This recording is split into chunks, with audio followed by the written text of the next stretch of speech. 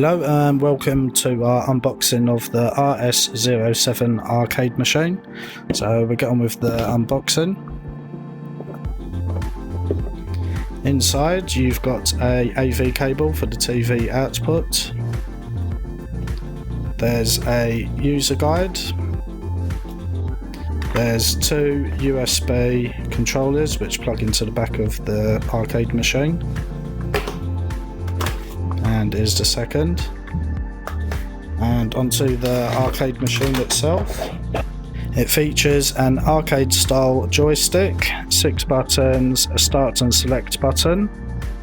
On the side is the volume dial, and on the back is the two USB ports for the gamepads, the TV out connection, SD card slot, charging port for the rechargeable battery, and the power button, and on the bottom is the rechargeable battery slot.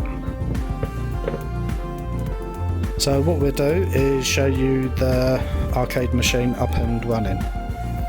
Once the device is booted, you've got a shortcut area up the top which shows some of the more popular games on the arcade. So you can pick any of them and they're loaded straight away. You've got the ROM browser, which gives you access to all the games that are installed on there. So there's Arcade, GameBoy Advance, Super Famicom, Megadrive, NES, GameBoy Colour and Game Boy. So for example, on the arcade section you've got 48 games. On the Game Boy Advance you've got 783 games. The NES, there's 679 games. You've also got a MP3 player, image viewer, file manager and settings. So from here you can change things like the language, background settings, enable the TV outputs mode and system info. We'll show you some of the games running. So first of all we'll choose one of the arcade games. We'll try 1944. I'll just skip to the gameplay just to save a bit of time. So as you can see, the buttons are very responsive, there's no lag in the input, and also the emulation runs very well. There's no frame skipping or slow down or choppiness, anything like that. So whilst you're playing the game you can access the pause menu by pressing start and select, and this brings up the menu. So from here you can change the game settings depending on the emulator. There might be a few more options here. You can also reconfigure the buttons to your own preferences, so if you want jump as a different button for example you could do that. You've got the instant archive, which is a save and load state system. So what you can do here is save your current position like so, and then return back to the game, and say for example if you died, you can go back, load the save, and it'll bring you back to where you was when you saved. This is good for if you're playing a game and run out of time playing, you can return back to it later as well. So the other options are to reset the game and to return back to the menu.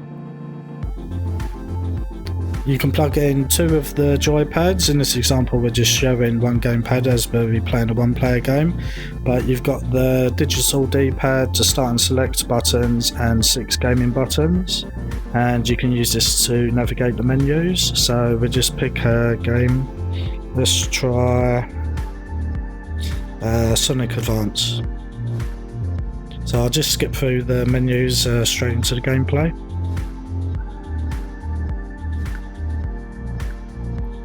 So as you can see before, there's no input lag or any slowdown in the actual emulation of the game as well. The buttons work really well, they're responsive.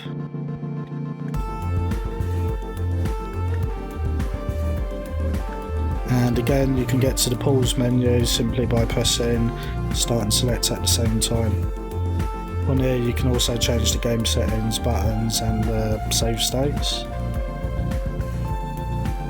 The next game we'll show is on the Super Nintendo, so we'll just quickly load up a game from here. We'll do, let's have a look, let's do Final Fight. So we'll just skip through the menus again just to get to the gameplay.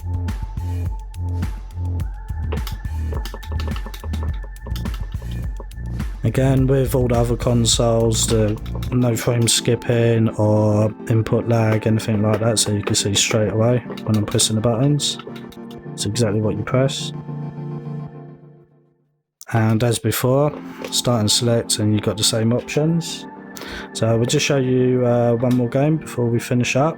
We'll show something from Megadrive.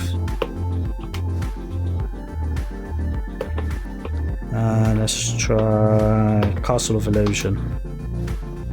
And again, we'll just skip to the gameplay.